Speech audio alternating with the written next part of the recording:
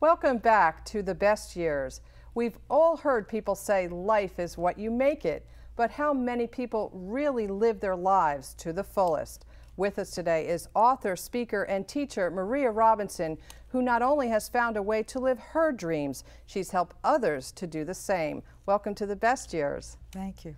How do you help others to live their dreams to the fullest? Well, part of it is setting them up in the mindset that they need to have, and the other part of it is helping them get together the skills and the dreams and knowing where they want to go. Now, you've written a book about changing your life and your perspective in 60 seconds. How can I change my life in 60 seconds? Well, it's about changing your focus, changing the things you pay attention to. If you tend to complain a lot, if you tend to be pessimistic, if you tend to think you can't get what you want, that's what will happen in your life. One of the examples I give people is that if I said to you, look around the room and count how many red objects you could see, all the red things would pop out at you because that's what you're looking for. The same thing happens with making your dreams come true. You will pay attention to what you're looking for. Now, this sounds a lot like The Secret, the blockbuster DVD and book that came out several years ago. But that wasn't really anything new. The idea that your thoughts are creative has been around forever. What does that mean, your thoughts are creative? Well, again, it's what you're thinking about creates your reality. If you look and you want to find the things that will help you, if you're paying attention to what you want, that's where your brain will take you, and then your actions will follow. But if you're thinking about all the things that limit you, all the things that can go wrong, you will also find all those things, and that will tend to stop you from going forward. So how do you help people to begin to make that shift? Well, we begin to understand exactly what their processes are.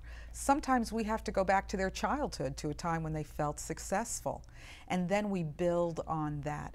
We never change anything because every behavior is useful in some situation. We just add choices. What happens as we're growing up that limits us? Well, we have some old programs.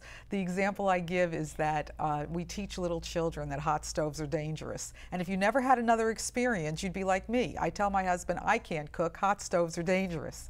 But typically we have other experiences. We learn that there are ways to be around a hot stove and be safe. That is true for every process that we have in our lives. And you are very much interested in neuro-linguistic programming. What is neuro-linguistic programming? Well, we call that NLP. The words we use, the linguistics, create the neurological pathways in our brain which result in our behavior and our emotions, our programming.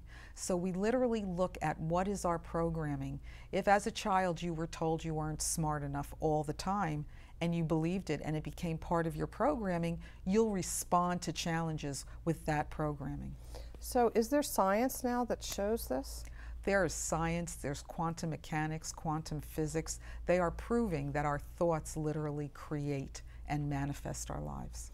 How, in practical terms, do you work with people to help them to reprogram their thoughts? Well, we start with a lot of what their old programs are and how to change them. Talking differently, thinking differently, being more positive, stop complaining, stop thinking about your problems, start thinking about what you want and how you want to feel. We bring the senses into it, we make it real for their brain, and then it will be real for them. Now, for the older adults who may be watching the program, what do you say about whether it's ever too late? It is never too late. The quote I like is, you can't go back and make a new start, but you can always start today and make a new end. And what kind of success stories have you seen? Have you seen big changes in people once they make that shift? I've seen miracles. People who thought that they couldn't do things like start a business have been running successful businesses. People who just were tormented and depressed have become peaceful, and anything is possible if you know how to do it.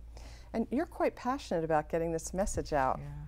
I absolutely love it. I think for people to know they have choices, very often it's not the situation we're in that makes us unhappy, it's feeling trapped within that situation. And if you know you always have a choice, you can either change the situation or change your attitude about it, it starts to put you in the right direction. So is it kind of like a light bulb going off in people's minds when they start to understand that their thoughts are creative? Many times it is. Many times it is. Other times it is consciously knowing, this is my old program, I'm choosing a new one. So quickly, once more, for people who want to get started today with making a change, what practical advice do you have for them? Start thinking about what you want and create as many ways to get there in your mind as you can, and the right ones will start to present themselves. So say you're looking for a new job. What should your mind be thinking rather than, I can't believe I'm unemployed? See yourself in a job. See yourself being happy in that job. Hear yourself telling people about that job and how happy you are in it and how it was the perfect job for you. Wonderful advice. Maria Robinson, thank you so much for coming on The Best Years today. Thank you for having me. Now, if you'd like Maria to speak at your club or organization, or if you'd like more information on her book, Just a Minute, a 60-second guide to changing your perspective and your life, go to Maria's website, mariavrobinson.com. Up next, we'll learn how easy it is to downsize and do it in style. Stay tuned.